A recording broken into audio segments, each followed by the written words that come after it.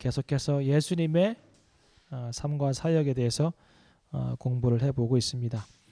복음서 전체를 다 이렇게 훑어가기란 시간이 너무 많지 않고요. 그리고 또 너무 많이 복잡하게 그렇게 갈 필요가 없다고 생각이 듭니다. 그래서 몇 가지 키워드를 가지고 예수님의 삶과 사역을 정리하고 있고요.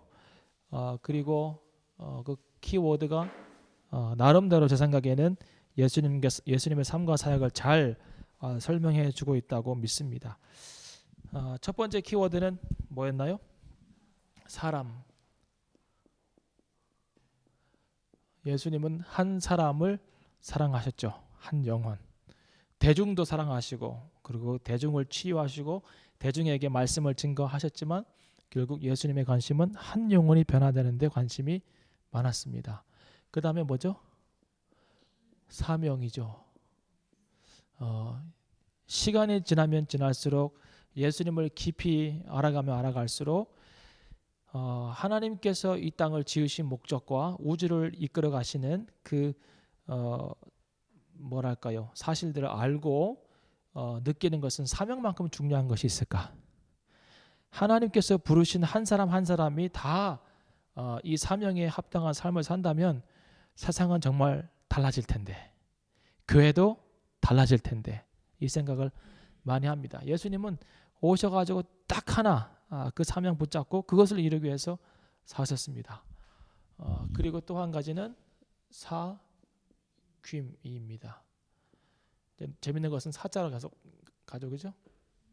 사귐, 하나님과의 깊은 영적인 사귐, 그리고 그 시대에 버림받고 소외되고 그리고 죄인 취급받았던 사람들과의 좋은 펠로십이 예수님의 삶의 모습이었습니다. 그러니까 우리도 예수님 따른다고 원한다면 사람에게 영혼에게 관심이 있어야 하고 그리고 우리에게 주어진 부르심을 따라 믿음으로 살아야 하고 그리고 우리도 하나님과 깊은 교제를 하고 우리 주변에 있는 사람들을 정말 사랑하고 섬길 수 있는 그런 모습으로 살아야 하겠죠. 거기에다가 오늘 또 한 가지를 이제 배워 갈 것입니다. 빌립보서 2장을 한번 펴보시기 바랍니다. 빌립보서 2장 5절부터. 자, 오늘은 키워드를 미리 말해주지 않고 쭉 합니다. 그리고 여러분이 마지막에 제가 그러면 오늘 배운 키워드는 뭐죠? 라고 하시면 여러분이 이겁니다 라고 대답을 해주시면 좋겠습니다. 빌립보서 2장 5절 이하를 보면 너희 안에 이 마음을 품으라 곧 그리스도 예수의 마음이니 그는 근본 하나님의 본체시나 하나님과 동등됨을 취할 것으로 여기지 아니하시고 오히려 자기를 비어 종의 형체를 가져 사람들과 같이 되었고 사람의 모양으로 나타나셨음에 자기를 낮추시고 죽기까지 복종하셨으니 곧 십자가에서 죽으심이라 그랬습니다. 하나님이 왜 이 땅에 사람의 모습을 입고 오셨을까요? 이게 이제 중요한 질문입니다. 오늘 예수님은 하나님이죠, 그죠? 예수님이 하나님이라는 증거가 어디에 있습니까? 예. 예수님이 하나님이라는 증거가 어디에 있습니까? 그래요. 하나님과 본체시나 그랬잖아요. 그러니까 하나님과 equal 됐다고 성경에 영어 성경에 나와 있습니다. 원래 하나님이에요. 요한복음 1장 1절을 펴보세요.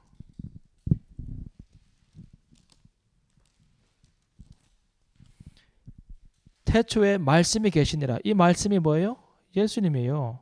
왜냐하면 말씀이 육신이 되어 이 땅 우리 가운데 거하시며 그랬잖아요. 그러니까 말씀이 예수님이에요. 태초에 말씀이 계시니라. 이 말씀이 하나님과 함께 계셨으니 이 말씀은 곧 뭐라고요? 하나님이시니라 그랬잖아요. 예수님은 하나님이에요. 예수님이 창조에 관여하셨습니까? 하나님이시니까, 그죠? 그 증거는 어디에 있습니까?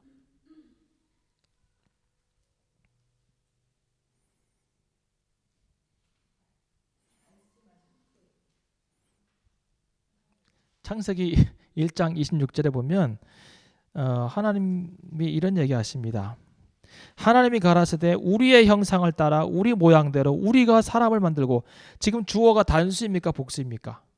하나님이 가라사대 우리의 형상을 따라서 우리의 모양대로 우리가 사람을 만들고 그로 바다의 고기와 공중의 새와 육축과 온 땅과 땅에 거하는 모든 것을 다스리게 하자 하시고, 그 우리예요. 그러니까 성삼위일체 하나님이 여기 나와 있는 것이죠. 하나님 아버지와 그 다음에 아들 하나님 성자 예수님과 성령 하나님이 함께 창조에 관여하신 것을 우리가 알 수 있습니다. 그러면 예수님은 창조주의죠. 그 창조주의인 예수님이 왜, 예수님은 하나님이고 하나님은 창조주고, 그런데 왜 인간이 되셔야 됐냐 이 말입니다. 왜 사람의 모양으로 이 땅에 오셨을까요? 왜 사람으로 오셨나 이 말입니다. 안 오시면 안 돼요? 이 굉장히 중요한 질문이에요. 왜 오셨을까요? 하나님이 인간을 사랑하셔서.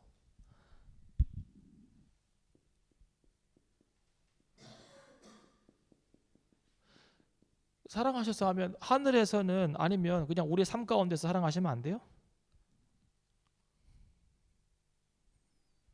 굳이 인간의 몸을 입고 사람의 모양으로 오실 이유가 없잖아요. 죄를 해결하기 위해서요. 죄 해결.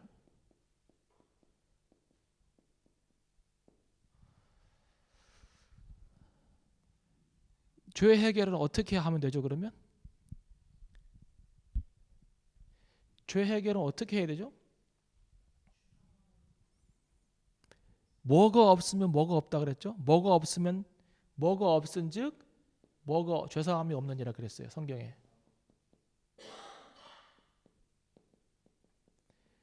뭐가 그래요. 피 흘림이 없이는. 피가 있다고 하는 것은 육체가 있다고 하는 거예요. 육체 없는 것이 피가 있나요?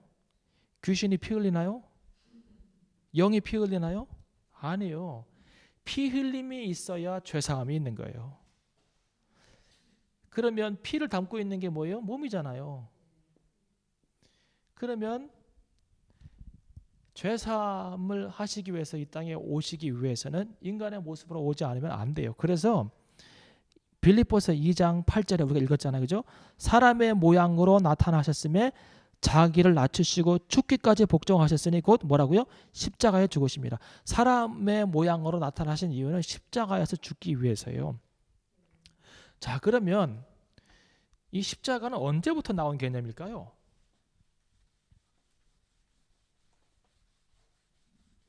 십자가가 언제부터 나왔어요? 성경에 언제부터 십자가가 나옵니까?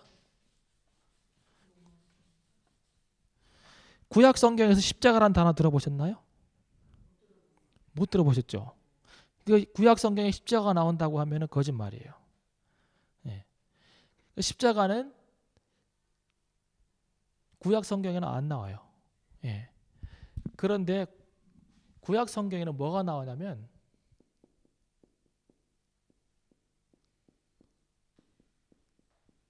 나무에 달린 자라는 표현이 나옵니다.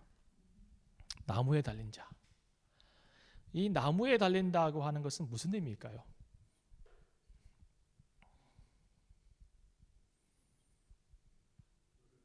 벌을 받은 거예요.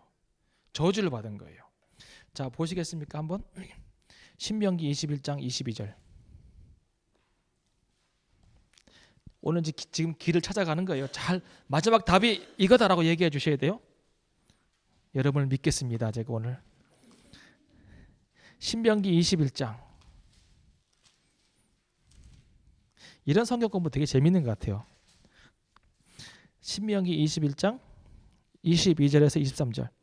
사람이 만일 죽을 죄를 범함으로 내가 그를 죽여 나무 위에 달거든 그 시체를 나무 위에 밤새도록 두지 말고 당일에 장사하여 내 하나님 여호와께서 내게 기업으로 주시는 땅을 더럽히지 말라. 나무에 달린 자는 하나님께 뭐 받았다고요? 저주를 받은 거예요. 나무에 달린 자는 저주 받은 거예요. 누구한테요? 하나님께.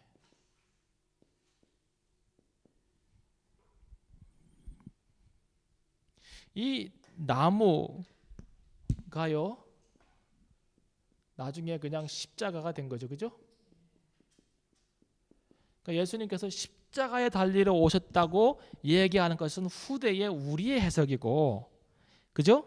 원래는 나무에 달리기 위해서 오신 거예요. 나무에. 예.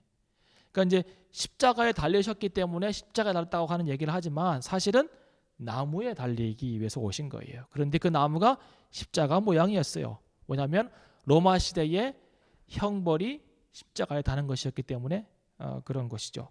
이것을 예수님 알았을까요? 몰랐을까요? 이 나무에 달리는 것을 예수님 알았을까요? 몰랐을까요? 아셨어요. 예. 사역 초기부터 아십니다. 사역 초기부터. 보세요. 요한복음을 보세요.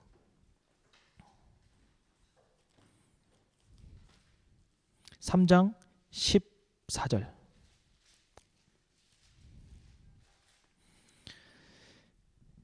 모세가 광야에서 뱀을 든 것 같이 인자도 들려야 하리니 그랬어요. 어디에 달려요? 나무에 달려야 하리니. 그러니까 모세가 광야에서 노뱀을 장대에 높이 달았던 것처럼 인자도 본인도 나무에 달려야 한다는 얘기를 해요. 이 얘기가 뭔지 아세요? 요한복음 12장 32절을 가보세요. 예수님 정확하게 알고 있어요.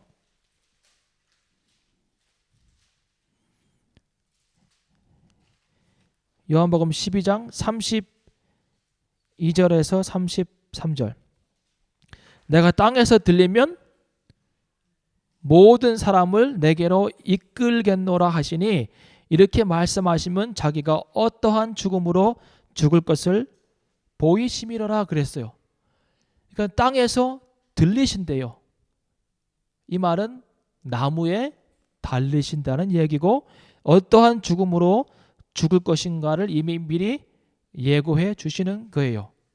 이 사건 이후에 이제 예수님이 다른 공관복음에 보면 내가 십자가에 달릴 거라고 얘기를 하세요. 3번이나 예고하세요. 예. 이때까지는 나무예요. 그런데 구체적으로 십자가가 나옵니다. 이 이후부터는. 그러니까 예수님은 이 땅에 오셔서 나무에 달릴 거라고 아셨어요. 예. 그 나무에 달린다고 하는 것은 저주를 받은 거라고 얘기하고 있죠. 그죠? 그러면 그 저주가 구체적으로 어떤 저주인지를 더 봅시다. 갈라디아서 3장 13절.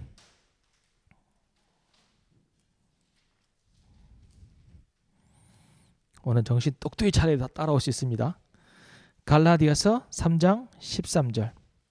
13절부터라기보다는 12절부터 보시면, 율법은 믿음에서 난 것이 아니라 이를 행하는 자는 그 가운데서 살리라 하였느니라. 그리스도께서 우리를 위하여 저주를 받은 바 되사 율법의 저주에서 우리를 속량하셨으니 그랬습니다. 자, 그러면 구체적으로 이 저주가 뭐예요?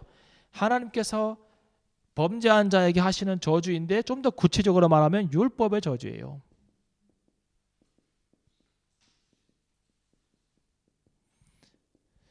예수님이 저주를 받을 이유가 있습니까? 없죠. 죄가 없으신 분이시니까.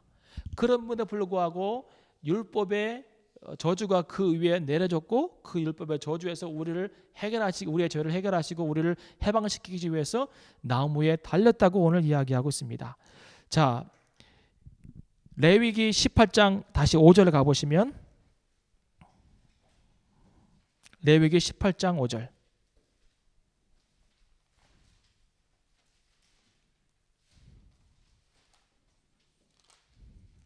성경을 많이 찾는데요. 18장 5절에 보시면, 너희는 나의 규례와 법도를 지키라. 이게 율법이에요. 그죠? 사람이 이를 행하면 그로 인하여서 살리라. 나 여호와니라. 나는 여호와니라 그랬어요. 율법을 지키면 어떻게 돼요? 율법을 지키면 그것으로 인하여서 살리라 그랬어요. 이게 첫 번째 원칙이에요. 율법을 지키면 너희가 살리라. 예. 그런데 반대 경우도 있어요. 신명기 27장 26절.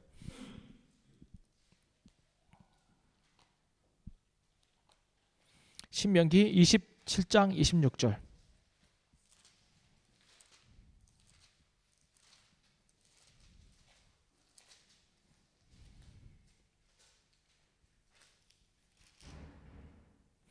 이 율법의 모든 말씀을 실행치 아니하는 자는 뭘 받는다고요? 저주를 받을 것이라 할 것이요 모든 백성은 아멘 할지니라 그랬어요. 두 번째 법칙이 있어요. 율법을 지키지 않으면 저주를 받아요. 자, 그러면 예수님이 율법을 어긴 것이 없는데 왜 예수님의 율법의 저주를 받아야 하냐고요.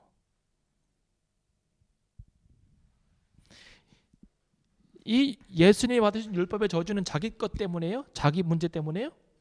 예수님 자신의 문제가 아니에요. 이것이 하나의 힌트예요. 오늘 예수님 자신의 것이 아니에요. 그럼 누구의 거예요? 누구의 거예요? 누구 위에 있었던 율법의 저주를 예수님께서 대신해서 나무에 달린 거예요? 누구 거예요? 인간이죠. 쉽게 말하면 나 때문에 그런 거예요. 나 때문에.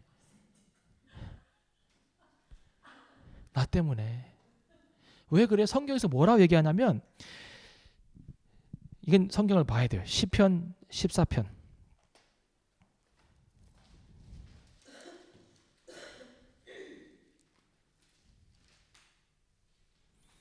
시편 14편은 암송하면 참 좋아요. 계속 암송해서 내가 어떤 사람인지 알아야 돼요. 이 안에서. 어리석은 자는 그 마음에 이르기를 하나님이 없다 하도다. 저희는 부패하고 소행이 가증하여 선을 행하는 자가 없도다. 여호와께서 하늘에서 인생을 굽어 살피사 지각이 있어 하나님을 찾는 자가 있는가 보려 하신즉 다 치우쳤으며 함께 더러운 자가 되고 선을 행하는 자가 없으니 뭐라고요? 하나도 없도다. 하나도. 어찌 그래? 하나도 없냐 이 말이에요. 로마서 3장 26절. 이거는 이제 구약에서 인간의 죄악의 모습을 지적하는 것이고 로마서 신약에서는 뭐라 얘기하는지 아세요? 로마서 3장 23절. 뭐 신약하고 좀 다른 것 같죠? 아니에요. 신약도 똑같은 얘기해요. 로마서 3장 23절. 우리 다 같이 한번 크게 읽겠습니다. 시작. 모든 사람이 죄를 범하였음에 하나님의 영광에 이르지 못하더니. 이거예요. 하나님은 모든 사람들이 율법을 지켜서 살도록 길을 열어주셨는데 모든 사람들은 율법을 지키지 않았어요. 한 사람도 예외가 없어요. 한 사람도. 만약에 한 사람이 완벽했으면 이 사람이 제물되면 돼. 그죠? 누구 하나라도 죄가 없이 깨끗하게 믿음 가지고 하나님께서 원하시는 율법을 지켜 행하고 살았으면, 거룩했으면 이 사람이 제물되면 되는 거예요. 근데 이 한 사람이 없는 거예요. 그래서 오신 거예요. 이게 두 번째 힌트예요. 한 사람이 없어. 그 죄의 결과는 뭐예요? 죄의 결과는 사망이에요. 자, 죄의 결과. 그냥 쓸까요? 죄의 결과. 죄의 결과는 사망이에요. 이 사망이 어디에 기록되어 있어요? 로마서 6장 23절을 보세요.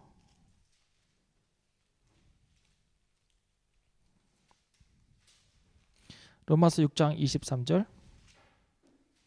뭐라 그래요? 죄의 삭은 뭐라고요? 사망이요. 하나님의 은사는 그리스도 예수 안에 있는 영생이라 그랬어요. 죄의 삭은 사망이요. 자, 그럼 이 사망의 뜻이 뭘까요? 예를 들어서 아담과 하와에게 하나님께서 뭐라 하십니까? 너희가 동산 중앙에 있는 선악을 알게 하는 나무를 먹을 때 너희가 정령 죽으리라 그랬어요. 근데 먹었어요. 죄가 발각됐어요. 근데 죽었나요? 안 죽었어요. 그 대신 뭐 당했어요? 추방당했어요. 그리고 하나님과의 관계가 단절되었어요. 하나님과의 관계 단절.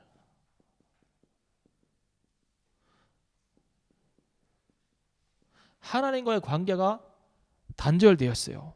이것을 이사야는 어떻게 얘기하고 있냐면 이사야 59장 2절을 보세요. 오늘 성경을 많이 찾습니다.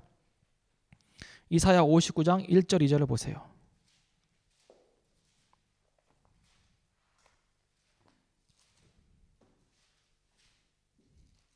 이사야 59장 1절 2절에 이렇게 말하고 있습니다. 여호와의 손이 짧아 구원하지 못하심도 아니요 귀가 둔하여 듣지 못하심도 아니라 오직 너희 죄악이 너희와 너희 하나님 사이를 내었고 너희 죄가 그 얼굴을 가리워서 너희를 듣지 않으시게 함이니 그랬습니다. 이 이사야의 말은 참 의미 있는 말이에요. 원래 하나님과 인간은 하나 되어 서로 교제하며 살도록 만들어졌습니다. 그런데 하나님과 인간 사이가 간격이 생겼다는 거예요. 하나님. 이 하나님과 인간 사이를 삐집고 들어온 게 뭐예요? 삐집고 들어온 게 죄라고 하는 거예요. 그래서 뭐가 생겼어요? 뭐가 생겼어요? 뭐라 하잖아요. 죄악이 너희와 하나님 뭘 냈다고요? 사이를. 사람, 사명, 사귐, 그 다음에 뭐예요? 사이.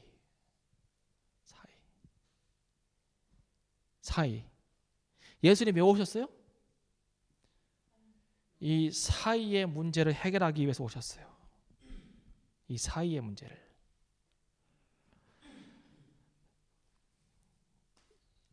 이 사이를 사는 삶이 예수님 닮는 삶이에요. 결론적으로 말하자면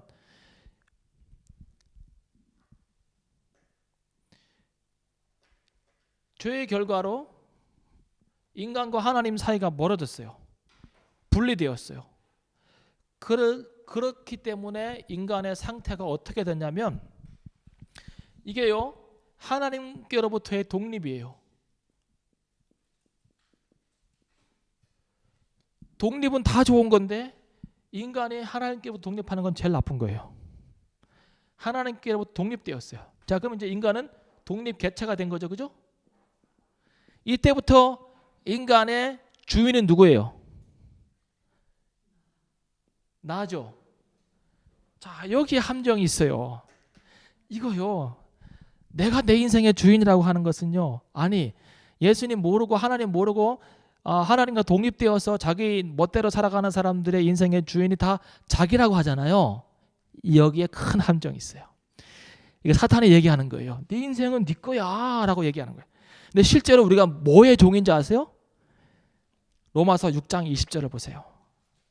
속으면 안 돼요. 자꾸 마귀가 세상에서 온갖 좋은 것들 가지고 네 인생은 네의 것 이렇게 얘기하는.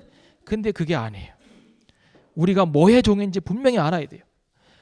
로마서 6장 20절 같이 한번 크게 읽겠습니다. 시작. 너희가 죄의 종이 되었을 때에는 의에 대하여 자유하였느니라. 참 재밌잖아요. 하나님은 의예요. 우리는 내가 내 인생의 주인이 아니라 죄의 종이에요. 내가 하는 모든 것들이 다 죄 짓는 거였어요. 엄밀히 보면. 그래서 의로부터는 자유로운데 나는 누구의 지배를 받고 있는 거예요? 죄의 지배를 받고 있는 거예요. 내 인생의 주인은 내가 아니에요. 다시 말하면 사람은 하나님이 우리 가운데 계시나 안 계시나 우리는 우리가 원하는 삶을 살 수가 없어요. 하나님이 안 계셔도 내가 원하는 삶을 살 수가 없어요. 뭐가 원하는 삶을 사는 거예요? 죄가 하는 삶을 살아가는 거예요. 하나님 없을 때 내가 내 인생 주인이 아니에요. 근데 사람들이 다 내 인생 내가 주인인데 예수님 들어오시면 왜 그분이 주인이 되어야 하지? 난 그거 싫어 이렇게 얘기하거든요. 원래 주인이 없었어요. 자기도 주인이 아니에요. 이야기 해줘야 돼 사람들한테. 예수님 안 믿겠다고 하는 사람들한테는 이야기, 지금 네 삶의 주인이 네가 아니야. 네가 몰라서 그래. 해줘야 돼. 그래서 하나님으로부터 의로부터 독립이 되었어요. 자기 마음대로 살아가요. 그런데 죄의 종 노릇을 하고 있는 거예요. 그러면 인간의 운명이 뭐예요? 인간의 운명이 뭐예요? 이 세 가지를 알아야 돼. 이런 죄의 종으로 살아가는 인간의 운명이 뭐예요? 첫 번째, 심판받아요. 그렇겠잖아요. 심판은 반드시 받죠? 그죠? 히브리서 9장 27절을 보세요. 뭐라고 얘기하고 있는지. 히브리서 9장 27절 시작. 한 번 죽는 것은 사람에게 정하신 것이요 그 후에는 심판이 있느니라. 성경에 심판이 있다고 하는데 어떤 미친 목사들은 심판이 없대요. 죽은 다음에 심판이 여기 있다고 하는데 심판을 안 믿어요. 그리고 인간은 아까 얘기했지만 사망에 이르게 되는 거예요. 이 사망은 영원한 분리예요. 지옥이 왜 무섭냐면 하나님은 거기 안 계시기 때문에. 영원한 분리.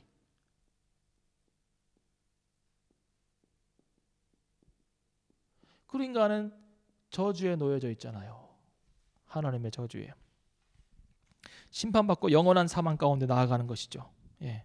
그리고 이게 한 묶음이고 죄의 종이 되었어요. 심판받고 사망에 이르고 그 다음에 죄의 종 노릇하고. 자, 그러면 이제 사의를 사시는 예수님이 와서 해결할 게 뭐예요? 이런 스테이터스를 다 해결하고 이 사의를 없애버리는 거잖아요. 그죠?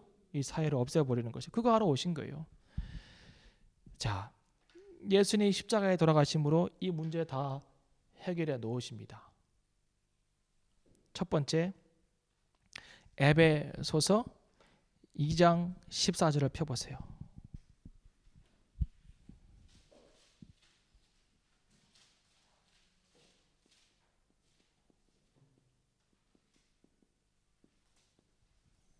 에베소서 2장 14절 크게 한번 읽어보시겠습니까? 시작.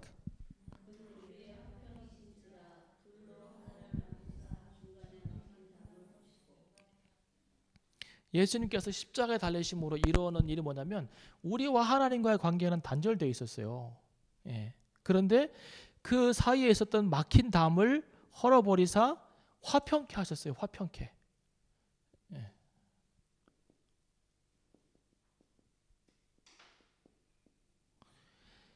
이 땅에 오셔가지고 십자가에서 죽으심으로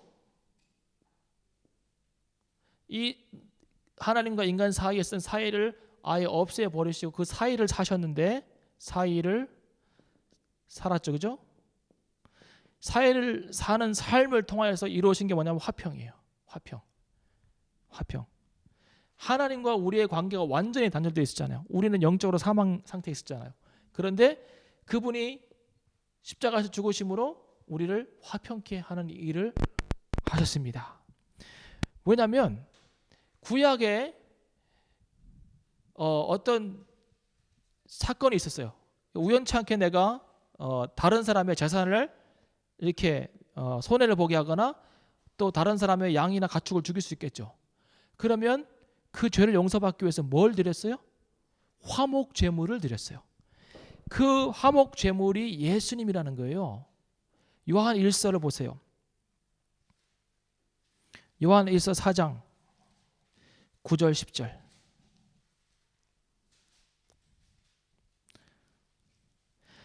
하나님의 사랑이 요한 1서 4장 9절입니다. 10절 하나님의 사랑이 우리에게 이렇게 나타난 바 되었으니 하나님이 자기의 독생자를 세상에 보내심은 저로 말미암아 우리를 살리려 하심이라.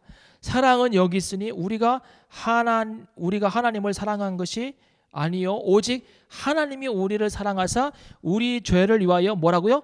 화목제로 그 아들을 보내셨습니다. 그랬어요. 화목. 예수님 십자가에서 뭐 되신 거예요? 화목 제물 되신 거예요. 자, 그럼 여기서 이제 사이, 예수님 닮아가기 위해서 사이를 사는 사람이 살아야 될 삶의 적용점을 찾을 수 있겠죠. 첫 번째, 화목제물이에요. 화목제물. 여러분과 나는 화목제물이 되어야 해요. 화목제물. 갈등이 있는 곳에 들어가서 화목제물이 되어야 해요. 나로 인하여서 갈등이 reduce 되고 disappear 해야지, 나로 인해서 갈등이 증폭된다. 큰일이에요. 그러면 로마서 5장을 다시 보세요. 로마서 5장 10절에서 11절.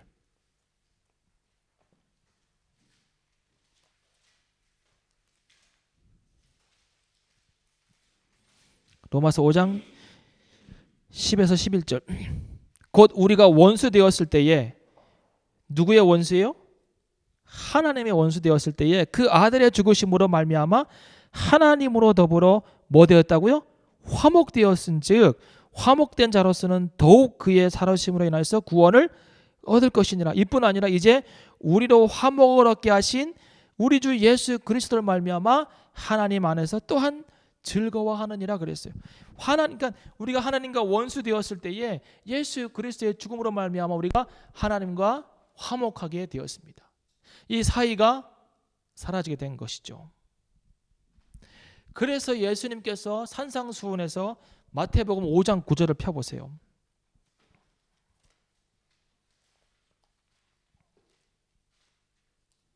마태복음 5장 9절. 뭐라 그랬어요 여기서?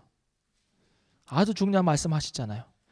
하나님의 아들은 어떤 사람이냐면 화평케 하는 자라는 거예요. 화평케 하는 자는 복이 있나니 저희가 하나님의 아들이라 일컬음을 받을 것이요. 예수 그리스도가 하나님의 아들이신데 그 하나님의 아들이 오셔서 이 땅에 하신 일은 화평케 하는 일이었어요. 그래서 그분은 하나님의 아들이에요. 정말. 그럼 우리가 하나님의 아들 되겠다고, 하나님의 자녀 되겠다고 한다면 어떤 삶을 살아야 되겠어요? 화평케 하는 삶을 살아야 돼요. 화평케 하는 삶을. 그게 첫 번째예요. 사이를 사는 삶, 관계 단절을 끊고 화목을 갖고 온 거죠. 두 번째는, 자, 이거만큼 또 중요한 게 있을까요? 디모데 전서 2장 5, 6절.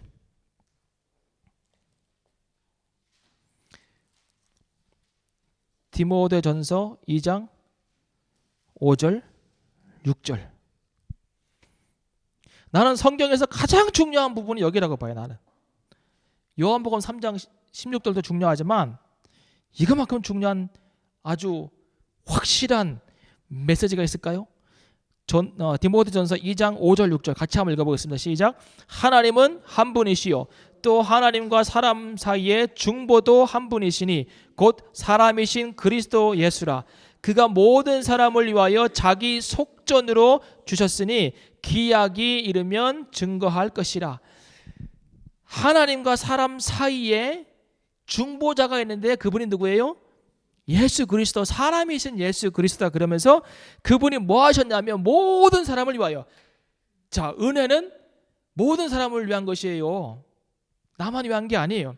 예수님은 선택받은 자를 위해서 돌아가신 거예요? 아니요. 이렇게 말하는 사람도 있어요. 장로교 계통에. 예수님은 모든 사람을 위해서 죽었어요. 그런데 그 모든 사람을 위해 죽었다는 사실을 받아들이는 사람이 은혜를 누리고 구원을 받는 것이지. 그죠?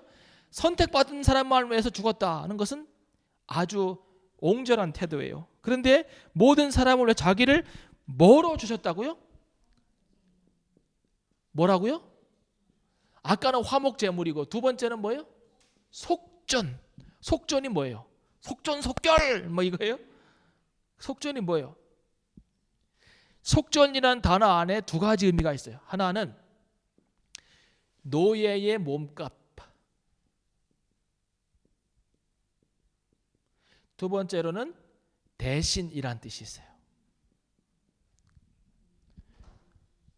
이 속전이라는 단어가 영어로는 어텀먼트예요.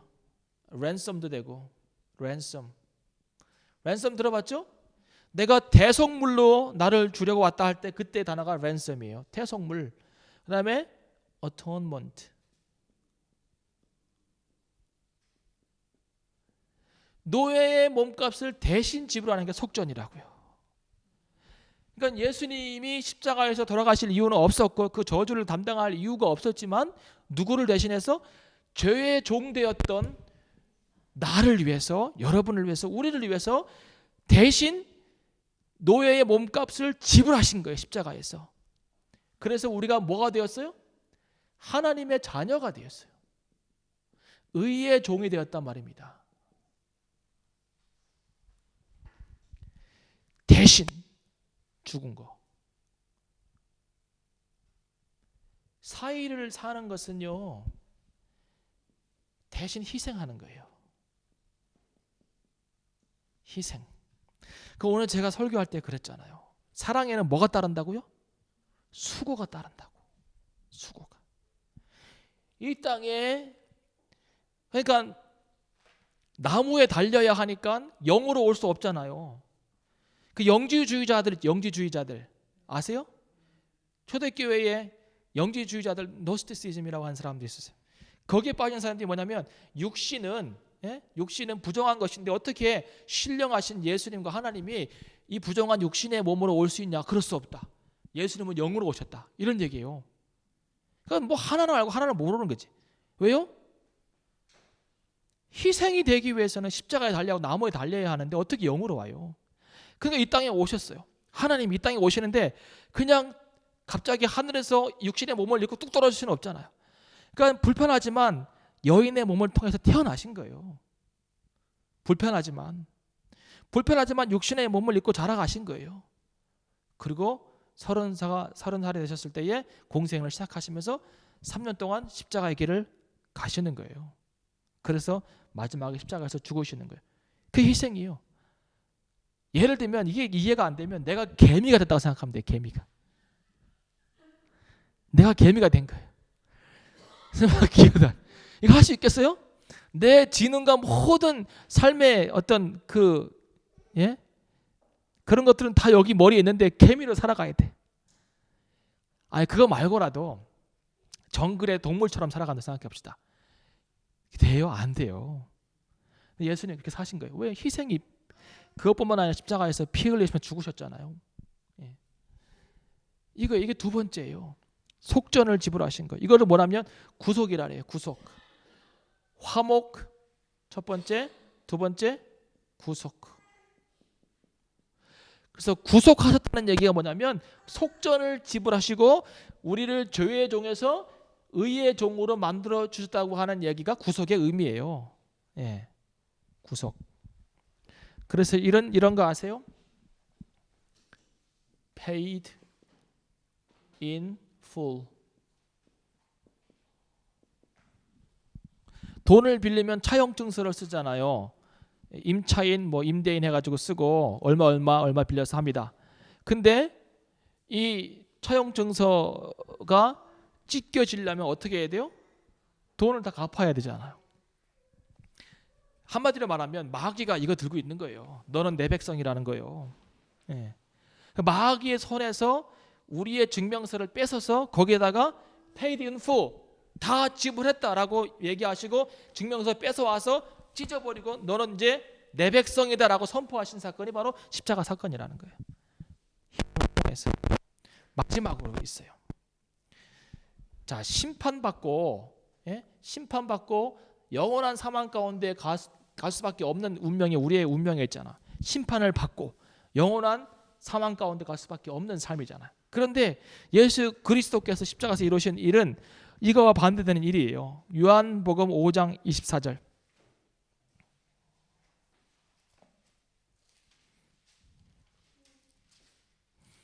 요한복음 5장 24절. 이 말씀은 그냥 좀 암송하세요. 이런 말씀.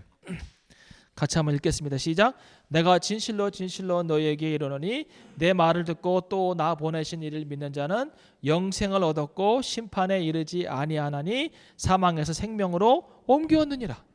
영생을 얻었고, 그죠? 심판을 받아요, 안 받아요?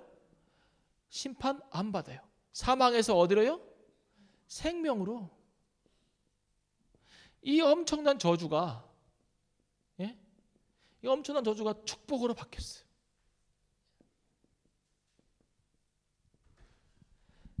자, 축복은 이런 걸 가지고 축복이라 하는 거예요. 복권 당첨된 게 아니고 우리가 영원한 죽음과 심판에 놓여 있었던 그런 삶이었는데 예수 그리스도의 십자가를 통해서 그를 믿음으로 말미암아 영생을 얻었고 심판을 받지 않고 사망에서 생명으로 옮겨지는 놀라운 은혜와 축복을 우리가 얻게 되었어요. 다 누구 때문에?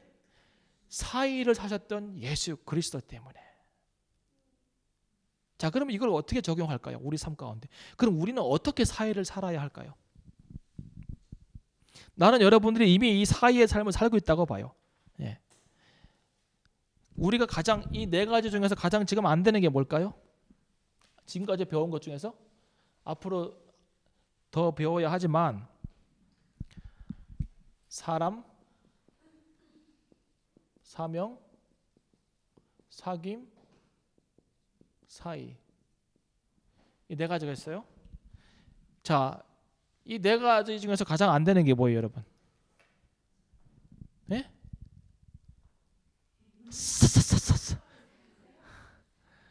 여러분 각자 아실 거예요. 근데 제가 여러분을 보면 우리 공동체는 이 사이 잘해요. 조금 그래도 사이를 살아가 주는 거, 그 사이에 끼어 들어가 가지고 예, 어려운 일, 힘든 일 같이 나누고 하는 거 해요. 가장 힘들어하는 게 내 생각에는 사명 같아. 이거를 붙잡았다 놨다, 붙잡았다 놨다, 붙잡았다. 이게요, 이게 헛해요. 이게 뜨거운 감자 같아요. 그래서 이게 목잔이 뜨겁고 노천이 아깝고 막 이 사명을 꽉 붙잡아야 돼요. 꽉. 예. 그 다음부터는 사명이 나를 이끌어 가요. 이걸 경험을 해야 돼. 예. 보통 사람들이 그러잖아요. 내가 꿈을 꾸지만 그 꿈이 나를 이끌어 간다고 얘기하잖아요. 똑같아요. 사명이 나에게 주어졌지만 그 다음부터 사명이 나를 이끌어가는 것을 경험해야 돼요. 꼭 붙잡으면 사회를 잘 살아가요. 나름대로. 그런데 좀 더 우리가 예수님처럼 살 필요가 있습니다. 아까 제가 질적인 사랑 얘기했잖아요. 양적인 사랑하고 질적인 사랑. 예. 상대의 삶 가운데 뭐가 정말 가장 선한 것인지를 그걸 채워주고 그걸 해주는 거. 상대가 원하는 사랑도 아니고 내가 원하는 사랑도 아니고 하나님의 지혜를 통하여서 하나님의 사람으로 그 사람이 세워져 갈 수 있도록 도와주는 거. 뭘 어떤 심장 가지고? 그리스도 예수의 심장 가지고. 이 예수의 심장이 뭐냐면요, 이 사의를 사는 거예요. 화목제물 되어주고 하는 거죠. 그 가장 쉽게 이제 할 수 있는 것 중에 하나는 중보기도예요. 요한복음 17장을 보시면 이제 적용점을 찾는 겁니다. 요한복음 17장을 보시면 이게 예수님의 중보기도예요. 예수님께서 이 안에 제자들과 그리고 미래의 신자가 될 우리까지도 중보기도를 하십니다. 이 안에. 근데 얼마나 기도가 진지하고 그리고 간절한지 몰라요. 아버지, 저들이 하나 되게 하사. 내가 아버지와 함께 있었던 것처럼 저들도 아버지를 알게 하사. 하면서 얼마나 간절하게 이 요한복음 17장에 예수님께서 제자를 위해서 기도한지 모릅니다. 그리고 또 나중에 믿을 우리를 위해서도 그렇게 간절히 기도합니다. 저희를 진리로 거룩하게 하옵소서. 아버지의 말씀은 진리니이다 하면서 그렇게 기도를 해요. 중보기도. 여러분, 우리가 가장 그래도 쉽게 할 수 있는 사이를 사는 삶은 중보기도입니다. 하나님과 인간 사이의 중보자는 한 분 예수 그리스도라고 했던 것처럼 우리도 하나님과 우리가 기도하는 사람들 사이에 서서 그들을 위해서 중보기도할 필요가 있고 이유가 있습니다. 그것이 사이를 사는 삶입니다. 끝까지 기도하시고 끊임없이 기도하세요. 예. 때로는 너무 많은 기도 제목이 와가지고 부담될 수도 있습니다. 그럴 때는 내가 할 수 있는 만큼이라도 기도하시기 바라요. 까먹지 마시고 기도 노트를 만드세요. 기도 노트를 만드시고 적으시고 어떻게 그 기도가 발전되어 가는지를 보세요. 그리고 그 기도를 하다 보면 처음에는 내가 잘 몰라가지고 상대에게 이게 필요할 거라고 생각해서 이걸 기도하는데요, 계속 기도하다 보면 하나님께서 그거 아니라 얘기해. 그 사람에게 필요한 것은 이 기도다라고 이 기도를 시키는 거예요. 그러면 나중에 그 사람 와서 그래요. 내가 처음에 이런 게 필요했었는데 나중에 보니까 이런 게 주어졌는데 더 좋아. 그런 얘기를 해요. 왜요? 하나님께서 그렇게 우리에게 기도를 시키셨기 때문에 그 삶 가운데 그런 기도의 응답이 이루어진 거죠. 기도를 해야 돼요. 노트를 만드세요. 중보기도 노트를 만드시고 기도하시기 바랍니다. 구체적으로 기도하시고, 기도의 미사일을 날리시기 바라요. 한국에 계시잖아요. 막 쏴대는 거예요, 그쪽으로. 오늘도 아침에 이제 또 우리 김영 집사님 연락을 받고 기도했어요. 간절히 기도하고 점심 먹고 난 다음에 또 강 집사님 또 문자가 와가지고 또 이렇게 문자로 또 통화했어요. 우리가 할 일은요, 지금 한국에 있으니까 뭐 한국에서 하시겠지. 그게 아니라 영적인 세계는 다 통해이기 때문에 여기서 그냥 기도의 미사일을 막 쏴대는 거예요, 그쪽으로. 특별히 기도하실 때 힌트를 드릴게요. 그 박화이 작은 어머니 위에서 기도하세요. 눈 감으면 이렇게 보이잖아요. 그 위에다 손을 놓고 기도하세요. 거기에 아주 악한 것이 있어요. 거기에 악한 것이. 구체적인 얘기 못 해요. 저 비디오가 있어가지고. 그런데 거기에 아주 악한 것이 있어요. 아주 그냥 악한 것이 보였어 아침에. 거기다 우리가 손 놓고 같이 기도해야 돼요. 떠나가라고. 중보기도 하고 그 영혼 살아야 되니까 간절해야 돼요. 간절해야 돼. 그 영혼 죽으면 어떻게 해요? 죽으면 어떻게 돼요? 마귀가 데려가겠죠. 제가 오늘 그랬어요. 집사님 의식이 있습니까? 없습니까? 의식이 없으면 교회라도 되고 자꾸 말씀하세요. 예수님 의지하라고 끝까지. 마귀들이 얼마나 교활한지 아세요? 마귀가요, 믿는 신자가 죽어도 옆에 와 있어요. 데려가려고. 유다서를 읽어보세요. 뭐라 그래요? 미가엘하고 사단하고 누구의 시체를 놓고? 모세의 시체를 놓고 서로 가져가겠다고 그러는 거예요. 모세같이 위대한 사람한테도 와가지고 이 시체 내가 가져간다고 그러잖아요. 그러면 믿는 사람도 그런 일이 있다고 나는 봐요. 그때요, 끝까지 예수님 의지하라고 이게 기도해주고 찬송해주고 도와줘야 돼요. 예수님 의지하시라고. 안 되면 귀에다 하고, 이제 제가 그랬어요. 손을 얹고 여기다 기도하시고 귀에다 대고 말씀 전가하시고, 듣느냐. 이제는 상황 봐줄 때가 아니에요. 오늘 내일 하신다고 그런 얘기가 들리니까. 근데 또 그렇게 또 의사들이 그렇게 한다고 또 그렇게 죽지도 않아요. 그래서 기도해야 돼요. 기도의 미사일을 막 날려버려야 돼요. 그래서 막 다 같이 막. 그래서 그 마음의 문이 열리고 악한 것들이 떠나가고 사람이 살아날 수 있도록. 그 중보기도 첫 번째 할 일이에요. 두 번째 할 일이 있어요. 에스겔 22장 30절을 펴보세요.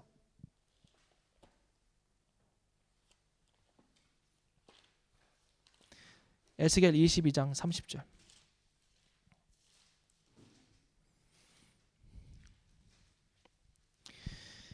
이 땅을 위하여 성을 쌓으며 성 무너진 데를 막아서서 나로 멸하지 못하게 할 사람을 내가 그 가운데서 찾다가 얻지 못한 거로.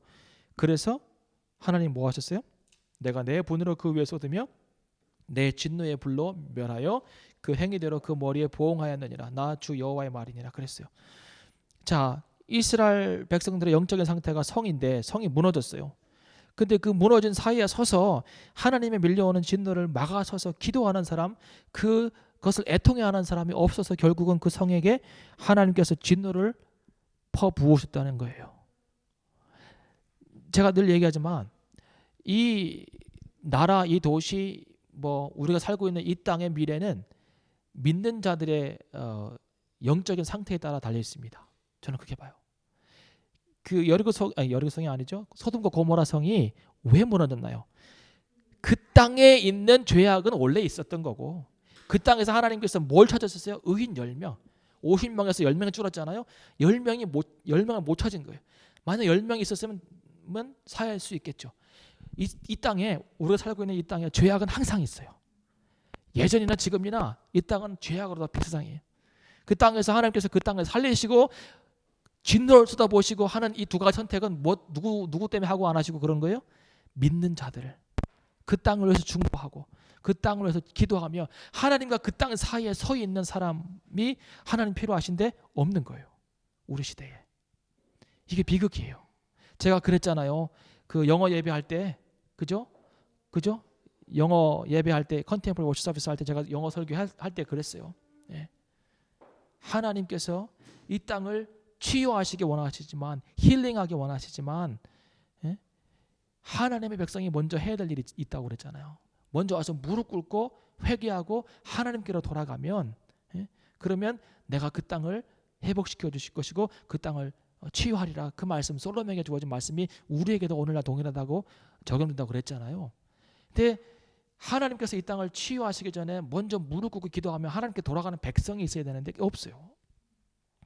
예수님처럼 하늘과 인간 사이에 서서 하나님과 인간 사이를 살아가는 사람이 없다니까요. 우리 시대에. 다 우리의 먹고 살고 하는 일에 관심 많고 힘들지. 그러니까요, 한 가지 잘 생각해 볼 게 있어요. 사단이 자꾸 우리를 힘들게 하는 것은 이 거룩한 사명, 하나님과 사람들 사이에 선다고 하는 이것을 잊어버리게 만들어요. 내 삶이 힘드니까, 고단하니까. 지금 당장 내가 해결할 일들이 너무 많잖아요. 집을 찾아야 하고 이사를 해야 되고 직장을 찾아야 되고 막 이런 문제에 막 휩쓸려서 결국 우리가 해야 될 근본적인 이 삶, 사이를 살아가는 삶을 관심이 없게 만들고, 관심이 없다기보다는 아예 그냥 흥미를 잃게 만드는 거예요. 이게 얼마나 중요한 삶인지 우리가 깨닫는다면 여기 흔들리면 안 되는데 이거 자꾸 흔들리는 거죠. 굉장히 중요한 삶이에요. 모세의 예를 들잖아요. 시편 106편 23절. 시편 106편 23절.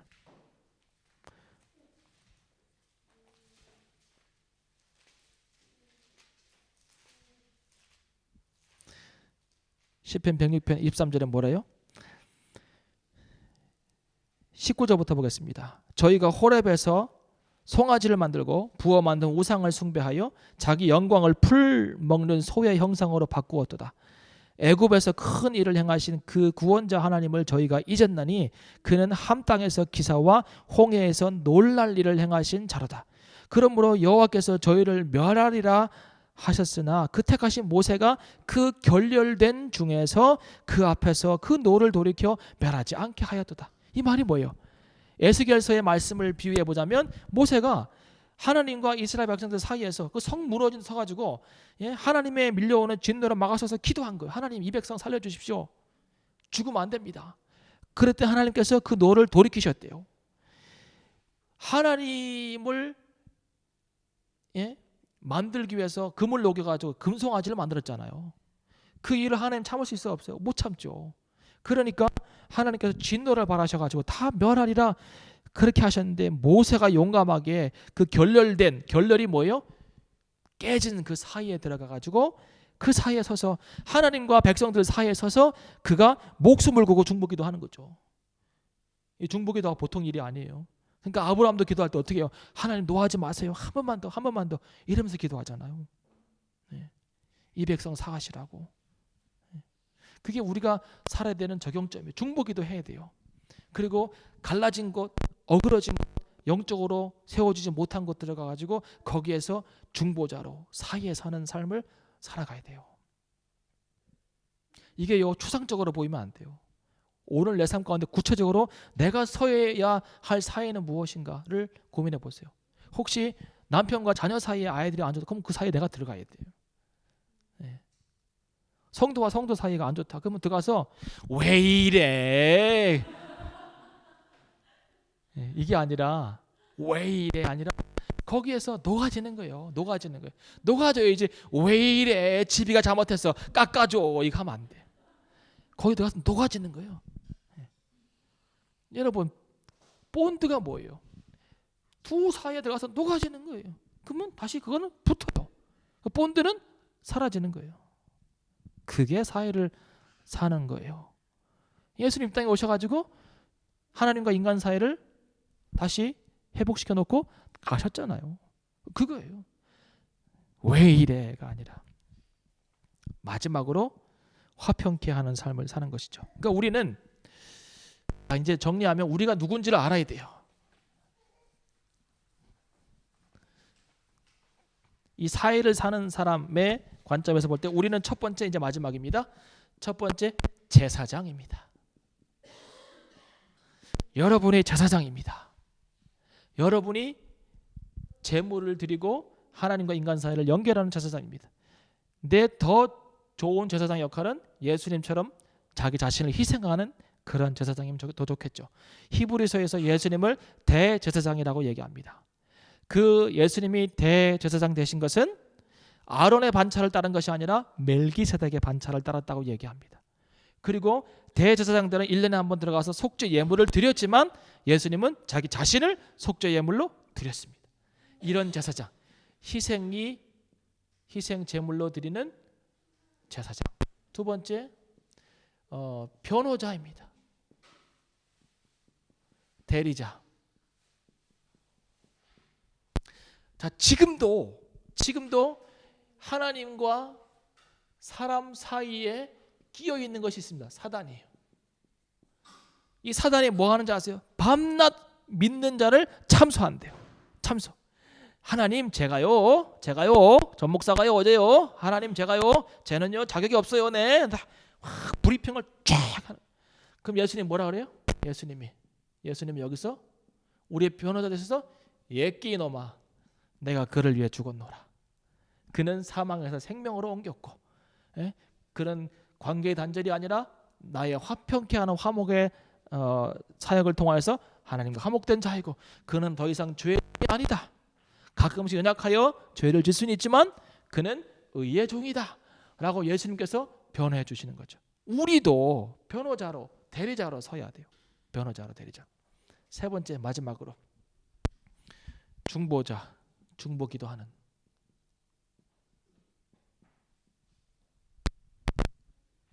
이 세 가지가 우리에게 주어진 아이덴티티예요. 사이를 살아가는 사람들의 아이덴티티. 중보자. 중보기도의 이 특권은 굉장한 특권이에요. 보세요. 내가 하는 기도를 통하여 그 사람의 삶이 변화되어진다고 하는 것은 이거 얼마나 큰 특권이에요. 이것들을 우리가 행하며 살아야 되고 적용하며 살아야 됩니다. 그래야 예수님처럼 사이를 완벽하게 살아내는 그런 삶을 살 수 있습니다. 혹시 다른 질문 있으신가요?